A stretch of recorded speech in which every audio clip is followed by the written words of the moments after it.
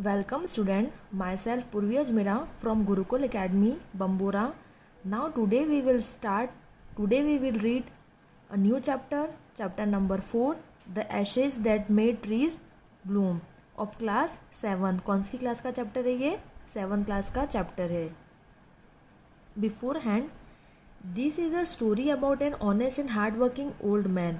ये जो स्टोरी है वो किसके बारे में है? एक ईमानदार और एक मेहनती ओल्ड आदमी है उसके बारे में है, और उसका एक पैक डॉग है, कुत्ता है, उसके बारे में है.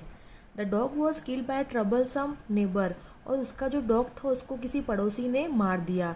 The dog still visit his master in his dream and help him become rich, और उसके मरने के बाद भी वो जो डॉग था वो क्या करता था, उसके मास्टर के सपने में जाता था और उसकी मदद करता था कि जिससे वो क्या हो, अमीर बने.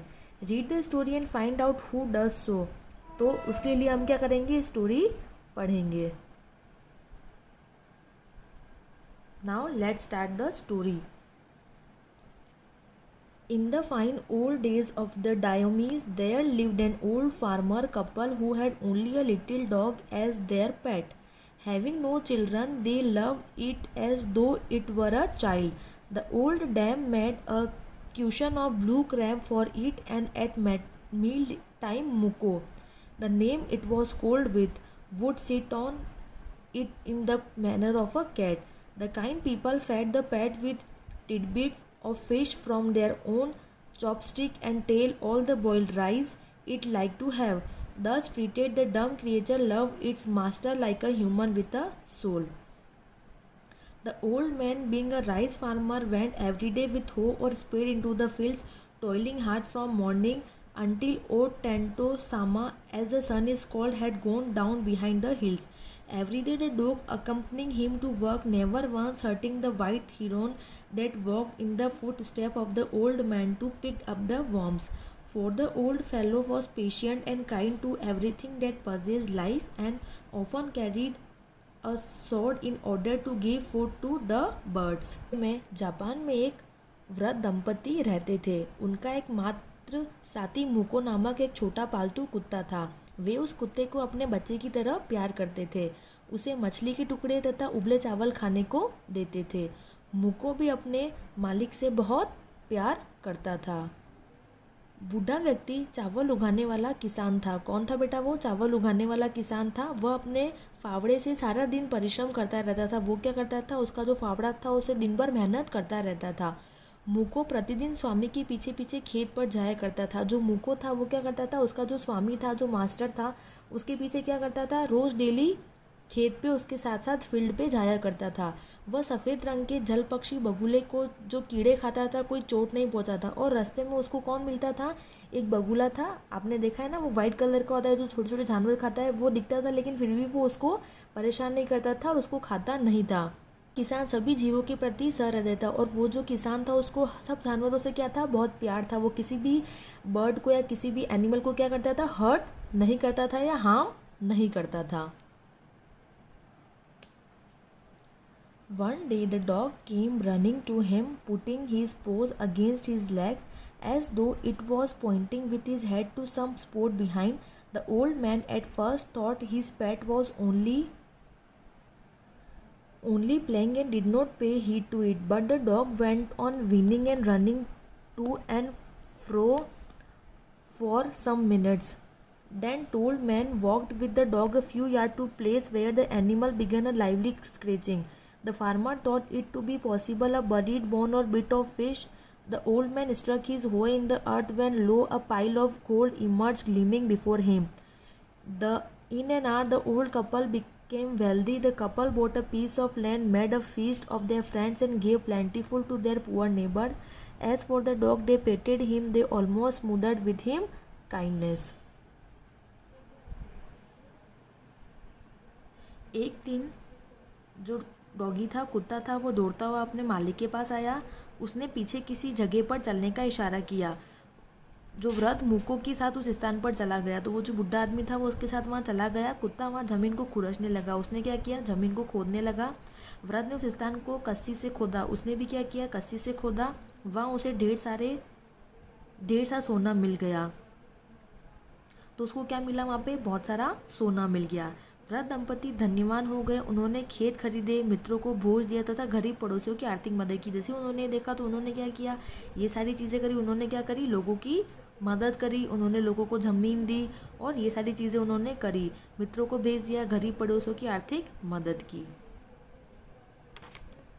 Now in the same village there was a wicked old man and his wife, very insensitive and cruel. They always used to kick and shout at old dog that passes their house. Knowing about the neighbors' good luck, they coaxed the dog into their garden and put before him bit of the other dined, thinking he would find them treasure. But the dog, being scared of the cruel couple, would neither eat nor move. Then they took him out of door carrying a spade. Who with them? No sooner had the dog got near a pine tree that was growing in the garden than he began to paw and scrap the ground as if a mighty treasure was hidden beneath. Hurry, wife, give me the spade and hoe, cried the greedy old fool as he danced with joy. Then the desirous old fellow with a spade and old crone with a hoe started to dig, but what he found was a dead kitten, the smell of which forced them drop their tools and shut their nose. Foaming at the dog, the old man kicked and thrashed him to death, and the old woman finished the work by nearly chopping off his head with the sharp saw. They then flung his carcass into the hole and heaped the earth over. उसी गांव में एक दुष्ट व्यक्ति अपनी पत्नी के साथ रहता था। वे सभी कुत्तों के प्रति कठोर थे। जब उन्होंने अपने पड़ोसी के सौभाग्य की बात सुनी, उन्होंने मुक्कू को अपने बगीचे में बुलाया तथा उसे मछली पेश की। उसे सामने मछली रखी। उन्हें आशा थी कि मुक्कू उन्हें भी क्या देगा, खजाना देगा, जैसे उसने अपने मालिक को दिया था। पर मुक्कू ने कोई मछली नहीं खाई, उसने मछली नहीं खाई। कुत्ता उन्हें बगीचे में उगे एक चीड़ के वृक्ष के नीचे ले गया और कुत्ते ने क्या किया, उनको एक पेड़ था पाइन का, वहाँ ले गया। मूर्ख बड़ा खुशी से नाचने लगा। उसको लगा कि यार वहाँ पर क्या होगा, खजाना होगा। वह ज़मीन खोदने लगा, पर उसे तो वहाँ गड्ढे में एक मरी हुई बिल्ली मिली। क्रोध में आकर उन्होंने मुक्कू को पीटकर जान से मार दिया।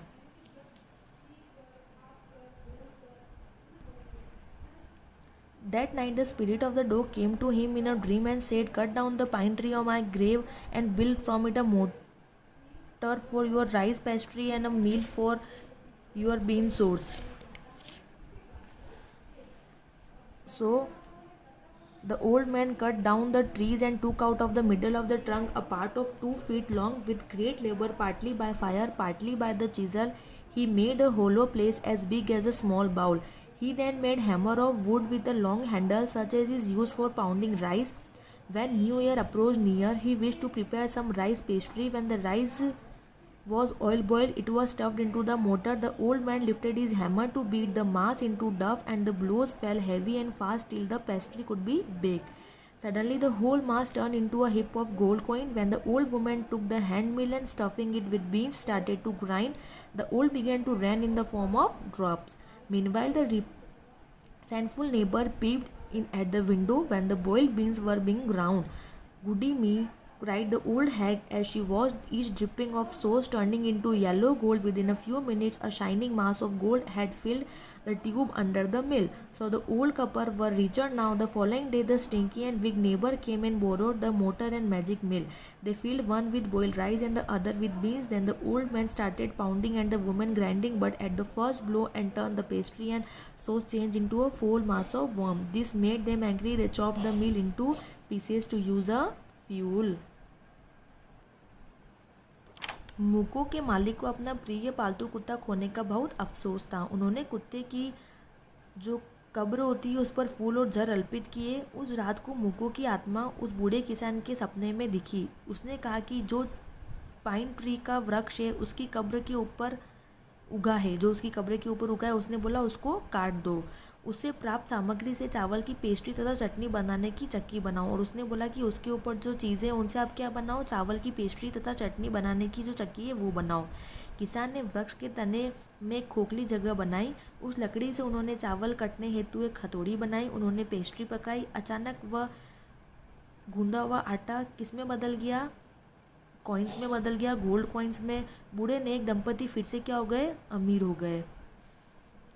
और जो क्रूएल पड़ोसी थे, ईर्ष्यालु बूढ़े पड़ोसी ने भी क्या करा, सेम फली की चटनी को स्वर्ण में बदलते देखा। तो उन्होंने ये देखा तो उनको लगा कि हम इसको लाते तो हमारे साथ भी ऐसा ही करेगा। अतः उन्होंने उनकी भी क्या करी, नकल करी, पर उनकी पेस्ट्री तो चाहे चटनी कीड़ों में बदल गई, लेकिन उनकी जो पेस्ट्री थी वो गोल्ड कॉइन में नहीं बदली। उनकी पेस्ट्री किस में बदल गई, कीड़ों में। उन्होंने लकड़ी की चक्की जो व्रत किसान से मांग कर लाए थे तोड़ फोड़ दी, उसे जला दिया। और वो लकड़ी वो चक्की लाए थे, उनको लगा कि यार उनके साथ ऐसा हुआ, उनकी चक्की से सोना निकल गया तो हम वो लाएंगे तो हमारे भी निकल जाएगा। लेकिन ऐसा नहीं हुआ। उन लोगों ने क्या किया, उनके सोना नहीं निकला, उनके तो चक्की में से क्या निकले, कीड़े निकले। तो उन्होंने उस चक्की को तोड़ दिया।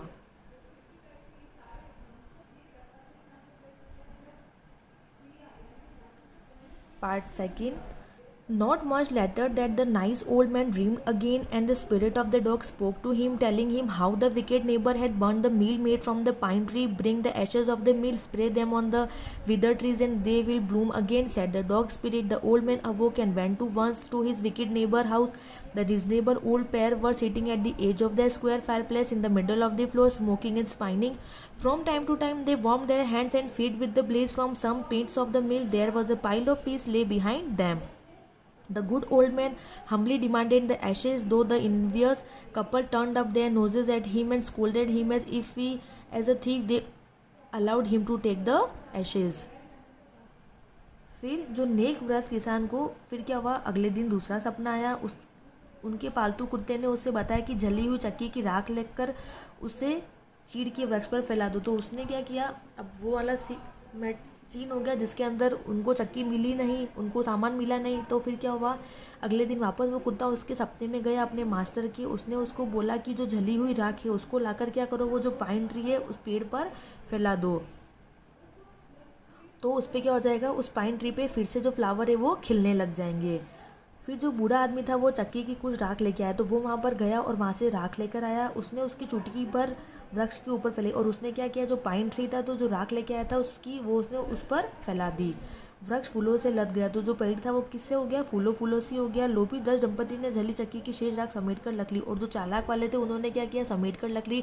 उनको लगा कि इसने राख फैलाई तो इसके फ्लावर आ गए, तो हम भी फैलाएंगे तो क्या हो जाएगा, फ्लावर आ जाएंगे। One reaching home, the old man took his wife into the garden. It was winter, so there was no fruit on their favorite cherry tree. He sprinkled a pinch of ashes on it, and lo, it began to sprout blossom until it became a cloud of pink blossom which filled the air with perfume. The news of this soon spread in the village, and everyone ran out to see the wonder. The covetous couple also came to know about the story, collected the remaining ashes of meal so that they too make with the trees blossom. The kind of old man, learning that his lord the daimyo was to pass along the high road near the village, wished to see him. Taking his basket of ashes as the train approached, he climbed into an old withered cherry tree that stood by the wayside. No, during the day of daimyos, it was the common practice when their lord passed by for all the loyal people to close their high windows. They even pasted them fast with a slip of paper so that no one could commit the impotence of looking down on his lordship. All the people along the road used to fall upon their hands and knees and remain face down until the process passed by. The train approached near one tall compartment, man walking ahead crying out the people by the way, get down on your knees, get down on your knees, and everyone beyond him while the processing was passing. Suddenly the aged man up in the trees was spotted by the ladder. He was going to call out to him in an angry tone, but seeing he was such an old fellow, he pretended as if he had not seen him and passed him by. So when the daimyo's palanquin reached near, the old man, taking a pinch of ashes from his basket, sprinkled it over the tree. In a moment it burst into a blossom. The delighted daimyo ordered the train to be stopped and go out to see the magic.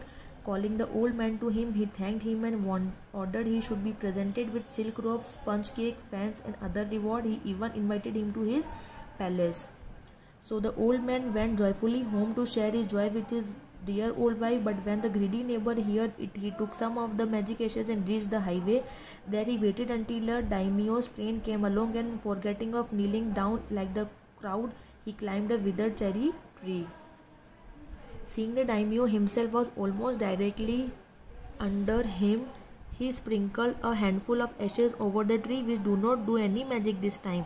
The wind blew the fine dust in the nose and eyes of the daimyo and his wife. Thus, sneezing and choking, it spoiled all the ceremony and dignity of the march. The man whose business was to cry, "Get down on your knees," detained the old fool by the collar, pulled him down from the tree, and tumbled him in his ash basket into ditch by the road. He thrashed him soundly and left him for dead. Thus the wicked old man died in the mud, but the kind friend of the dog lived in a peace and plenty, and both he and his wife lived to a green old age. Written by William Elliot Crafts, a Japanese tale. फिर उस क्षेत्र का जो जमींदार सड़क से गुजरने वाला था, जो बहुत पैसे वाला ज़मींदार था, वहाँ से गुजर रहा था, उनके प्रथा के अनुसार सभी लोगों ने अपने घरों की खिड़कियाँ बंद कर ली कि अगर कोई ज़मींदार घुस रहा है तो वो लोग क्या करते थे, अपनी खिड़कियाँ बंद कर देते। किसी को भी ज़मींदार सामान को नीची निगाह से देखने की अनुमति नहीं थी, परमिशन नहीं थी। लोगों को अपने हाथ और घुटने के बल लेटना भी पड़ा जबकि जुलूस निकलने जाए। एक ऊंचे कद का व्यक्ति आगे आगे चलकर लोगों से कहता रहा कि घुटनों के बल बैठ जाओ, ठीक है। पर नेत्र व्रत किसान ने थोड़ी सी राख चेरी की सूखे वृक्ष पर बिखेर दी। अचानक वो सूखे वृक्ष में फूल निकल आए। जमींदार हैरान होकर बाहर निकल आया। उसने किसान को धन्यवाद बोला, उसे उपहार दिया तथा उसे अपनी हवेली में आने को बोला, क्योंकि जैसे ही वो वहाँ से निकल रहा था तो उसमें से फ्लावर होगा, तो उसको लगा कि इन्होंने मेरा अच्छे से वेलकम किया है। जब लोभी पड़ोसी को इस घटना की जानकारी मिली, वह भी जादुई राख लेकर राजमार्ग पर पहुंच गए। वह एक सूखे चेरी वृक्ष पर बैठकर चढ़ गए। जब सामंत पेड़ के नीचे आ गया, उसने मुट्ठी भर राख क्या करी, उन पर बिखेर दी। पर वृक्ष में कोई बदलाव नहीं हुआ, पेड़ में कोई चेंजेस नहीं हुए। राख सामंत की नाक और आंख में गिर गई। जो व्यक्ति सामंत की रक्षा कर रहा था, उसने लोभी व्यक्ति को नीचे घसीट लिया और एक गड्ढे में फेंक दिया। उनकी खास पिटाई भी कर दी। इस प्रकार जो दुष्ट व्यक्ति कीचड़ में ही मर गया। मूकों का हृदय स्वामी पूर्ण खुशी से रहने लगा। उन्होंने लंबी आयु पाई और जो वो मूकों के जो मास्टर्स थे उनको अच्छी लाइफ मिली और वो अच्छे से लॉन्ग लाइफ रहने लगे। Thank you.